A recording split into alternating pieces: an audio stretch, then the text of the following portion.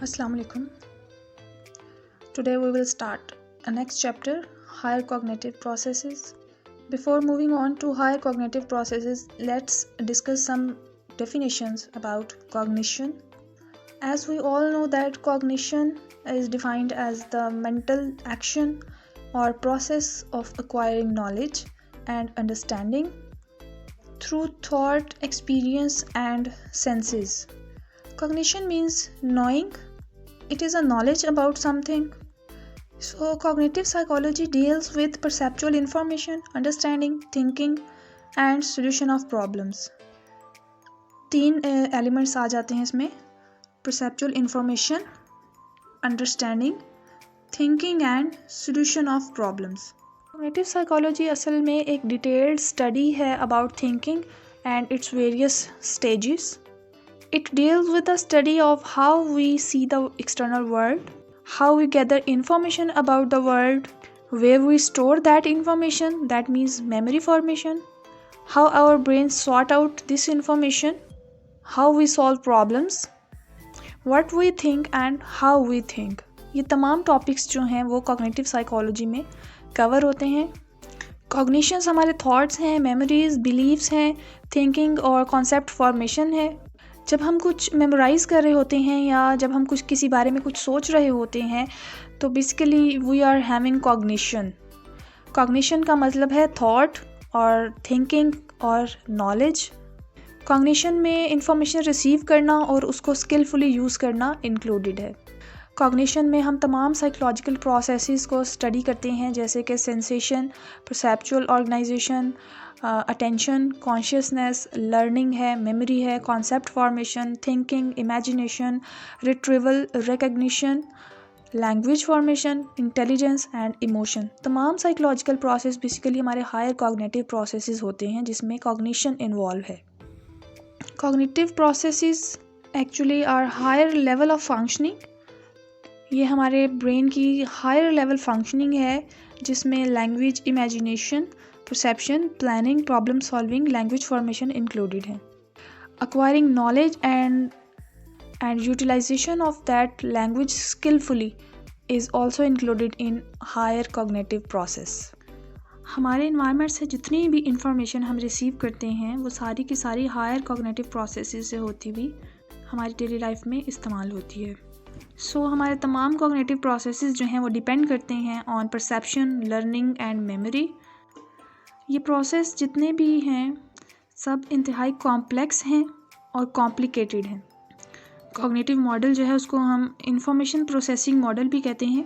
Information processing model में हम वो पूरे प्रोसेसेस स्टडी करते हैं जिसे हम इंफॉर्मेशन को रिसीव करते हैं, इनकोड करते हैं, स्टोर करते हैं और फिर ज़रूरत के वक्त हम उसको रिट्रीव करते हैं.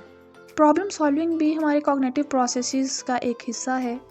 अब प्रॉब्लम सॉल्विंग में हम कौन कौन से स्टेप्स करते हैं उससे पहले हम प्रॉब्लम को डिस्कस कर लेते हैं. What really problem is.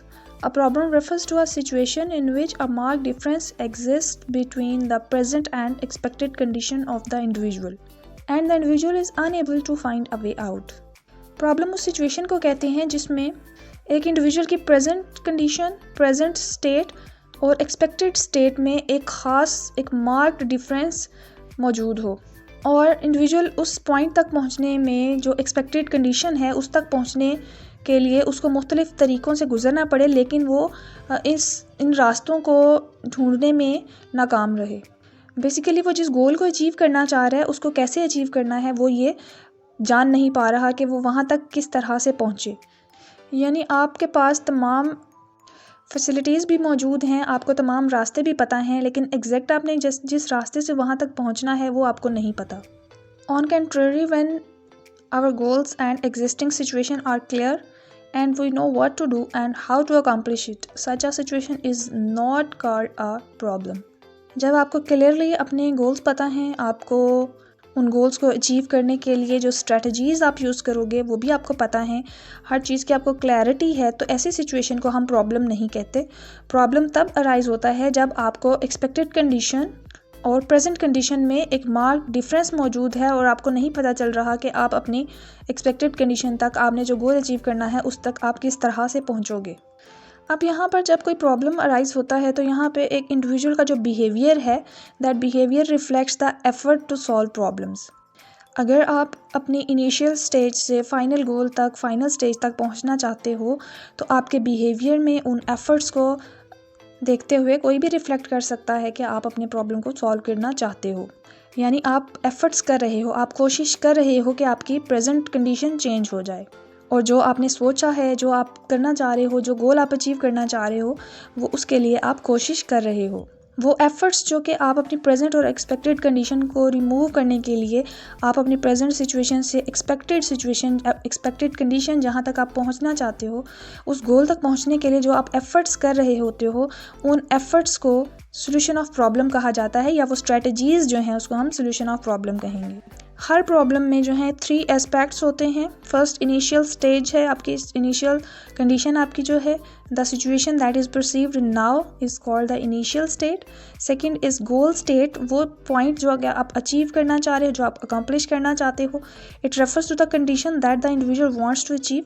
This state reflects the individual's wishes. और पॉसिबल स्ट्रैटेजीज़ वो एफर्ट्स हैं जो कि आप इनिशियल स्टेट से गोल स्टेट तक पहुँचने के लिए करते हो, उसको हम पॉसिबल स्ट्रैटेजीज़ कहेंगे। The method adopted to proceed from initial state to the expected goal is called possible strategy. अब स्ट्रैटेजीज़ जो हम बेसिकली मोस्टली जो लोग इस्तेमाल करते हैं उनमें problem solving by problem presentation है, अंडरस्टैंडिंग है, ऑर्गेनाइजेशन है। इसके अलावा डिस्कशन मेथड है, ब्रेनस्टॉर्मिंग है, एंड कोऑपरेटिव लर्निंग है। So what strategy is the plan that can be practically applied to solve a problem is called strategy. In other words, strategy is a procedure in which possible solutions are systematically tested.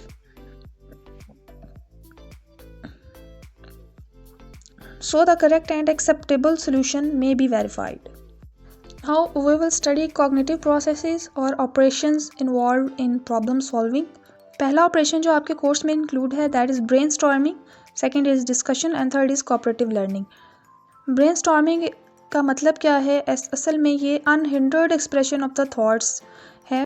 जब कोई problem आता है, कोई novel situation को आप face करते हो तो आप ऑटोमेटिकली बहुत से डिफरेंट जो मेथड्स हैं वो एक्सप्लोर करते हो टू सॉल्व दैट प्रॉब्लम।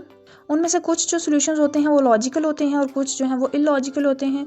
कुछ को आप प्रैक्टिकली परफॉर्म कर सकते हो और कुछ जो हैं वो इम्प्रैक्टिबल होते हैं। जो इम्प्रैक्टिसेबल मेथड्स हैं, फॉर एग्जांपल अगर आप एटॉमिक बॉम्ब जो है वो टेस्ट करना चाह रहे हो, किसी कंट्री का आपके साथ कोई प्रॉब्लम चल रहा है, तो उसमें अगर आप ये सोचते हो कि हम एटॉमिक वॉर करते हैं तो ये सॉल्यूशन इम्प्रैक्टिसेबल है।